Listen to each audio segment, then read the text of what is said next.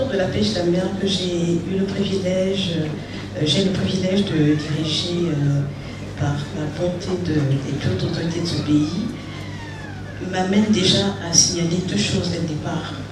La première, c'est que c'est un secteur, c'est un ministère de plein exercice depuis peu de temps.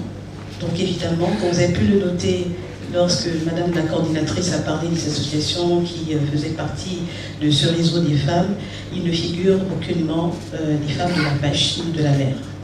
Donc c'est déjà un point important que l'on doit relever.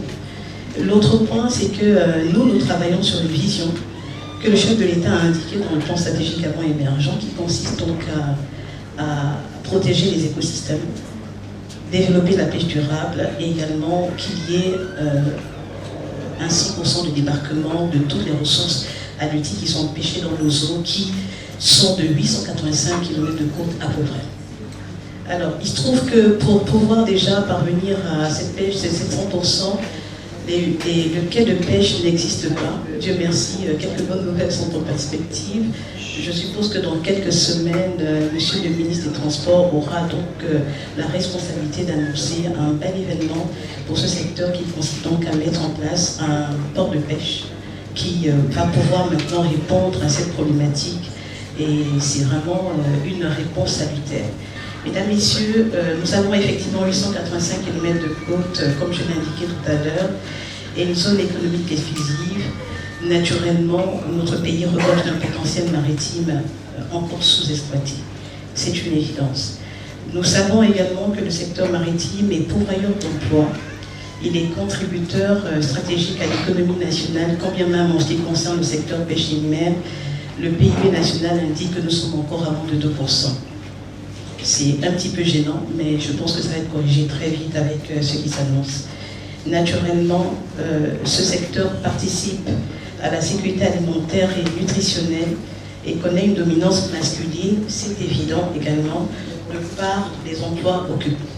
En l'absence de statistiques crédibles sur la question de la place de la femme, en l'occurrence dans le transport maritime et de la pêche, les observations faites dans les sociétés portuaires et de pêche indiquent que la proportion des femmes dans les métiers liés à la mer est infime comparativement aux hommes.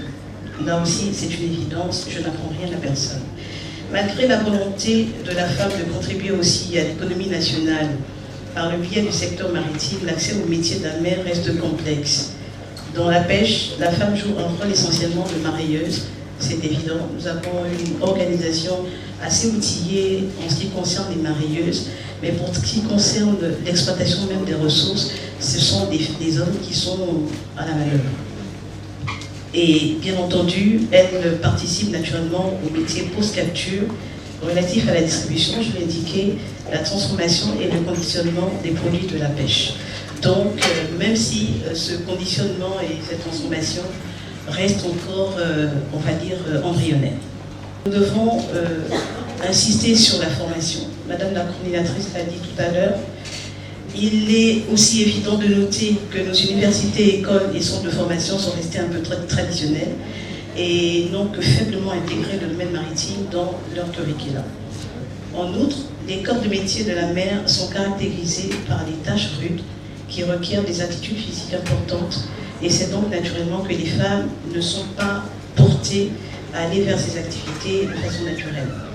L'optimisation consisterait à diriger les femmes vers les activités portuaires et maritimes qui sont plutôt basées à terre. C'est une option que nous pensons être un début de solution à cette intégration. En ce qui concerne donc le secteur pêche, il s'agit de créer des conditions optimales de travail capables de susciter plus d'engouement du genre féminin au bénéfice des mareyeuses, des transformatrices, des distributrices, des transporteurs et femmes patrons-pêcheurs dans ce secteur stratégique de notre économie. Les données de l'enquête cadre réalisée en 2008, malheureusement c'est 2008 et ce n'est que lundi prochain, donc lundi dans 2 semaines, je crois le 13, que nous lancerons à nouveau une enquête cadre pour nous donner des données beaucoup plus récentes, nous indique à peu près parmi les acteurs 6791